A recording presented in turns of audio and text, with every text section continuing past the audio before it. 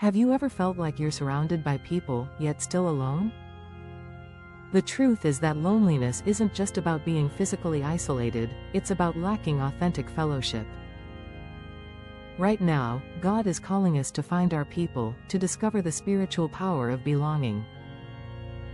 Today, we'll explore why fellowship is not optional, but essential for healing, growth, and joy.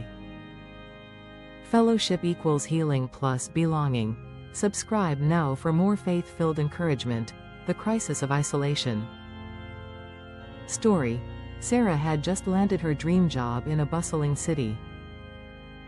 The skyline glittered at night, the streets buzzed with life, and her social media feed overflowed with photos of colleagues at trendy restaurants. Yet, when she returned to her apartment each evening, silence greeted her. She would set her dinner on the table, open her phone, and scroll endlessly. Hundreds of friends liked her posts, but no one called to ask how she was doing. Her loneliness deepened when she fell ill one weekend. She realized she had no one nearby to bring soup, pray with her, or simply sit by her side. Surrounded by millions, she felt invisible. Scripture speaks directly to this. Two are better than one, because they have a good return for their labor. If either of them falls down, one can help the other up. Ecclesiastes chapter 4 verses 9 to 10. Sarah's story reminds us that digital connection cannot replace authentic fellowship. God designed us to walk together, to lift one another up when life knocks us down.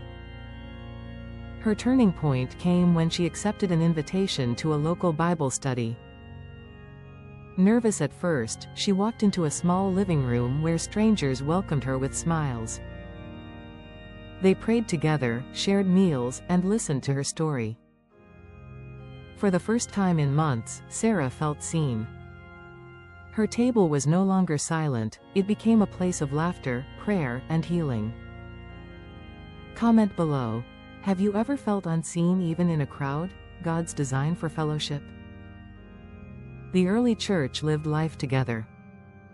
Acts chapter 2 verse 42 says, "They devoted themselves to the apostles' teaching and to fellowship, to the breaking of bread and to prayer." They didn't just meet occasionally, they shared meals, prayers, burdens, and joys. Imagine walking into a home where believers are gathered. There are laughter, prayer, and encouragement. You feel instantly seen and valued. Scriptures. Carry each other's burdens, and in this way, you will fulfill the law of Christ. Galatians chapter 6 verse 2, "Above all, love each other deeply, because love covers over a multitude of sins." 1 Peter chapter 4 verse 8. Subscribe if you believe fellowship is God's cure for loneliness. Stories of healing through fellowship. Story. James had battled addiction for years. He tried rehab, counseling, and self-help books, but relapse always seemed to follow. His lowest point came when he sat alone at his kitchen table, staring at empty bottles, convinced he was beyond saving. One Sunday, a friend invited him to a recovery group at church. Hesitant, James agreed. He walked into a room where men and women sat in a circle, sharing testimonies of struggle and hope. They prayed together, cried together, and encouraged one another. Week after week, James returned. Around that table, he found accountability and love. When he confessed his failures, no one condemned him. Instead, they reminded him of Galatians chapter 6 verse 2. Carry each other's burdens, and in this way, you will fulfill the law of Christ. Slowly, James began to heal.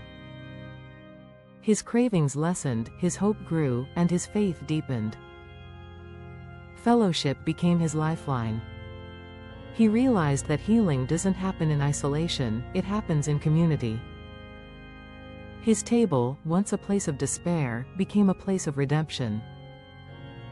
Story. Ruth had been married for 40 years.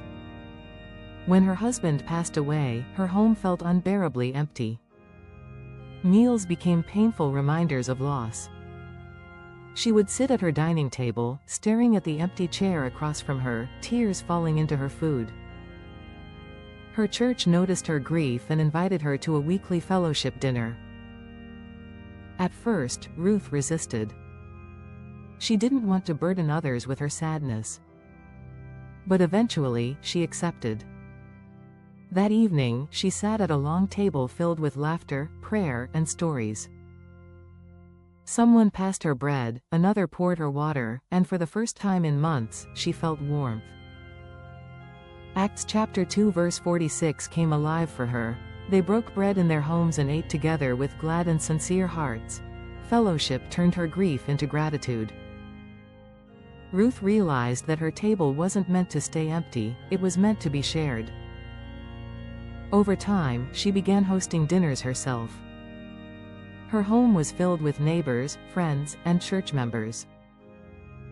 The empty chair became a symbol not of loss, but of welcome.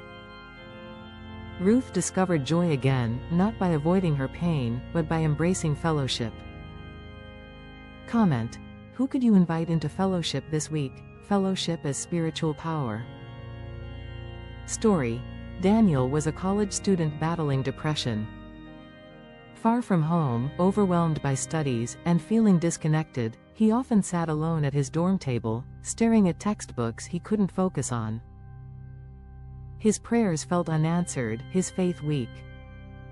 One evening, a classmate invited him to a Bible study group.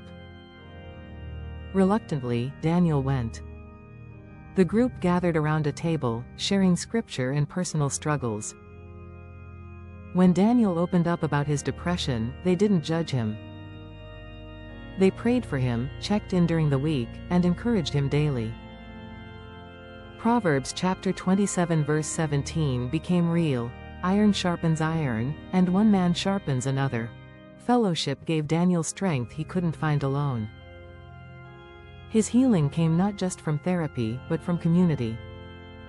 Over time, Daniel's table transformed from a place of despair into a place of power. Surrounded by believers, he grew stronger, more accountable, and more hopeful. Fellowship sharpened his faith, reminding him that God never intended us to fight battles alone. Subscribe if you believe fellowship makes us stronger. Loneliness is real, but fellowship is God's remedy. Finding your people means finding healing, encouragement, and strength. Recap: isolation is dangerous. Fellowship is God's design. Healing happens around the table. Fellowship is spiritual power. Final challenge: this week, don't wait for fellowship to find you. Take the first step. Invite someone. Join a group. Share a meal. Pray together. Right now, God is calling you to find your people.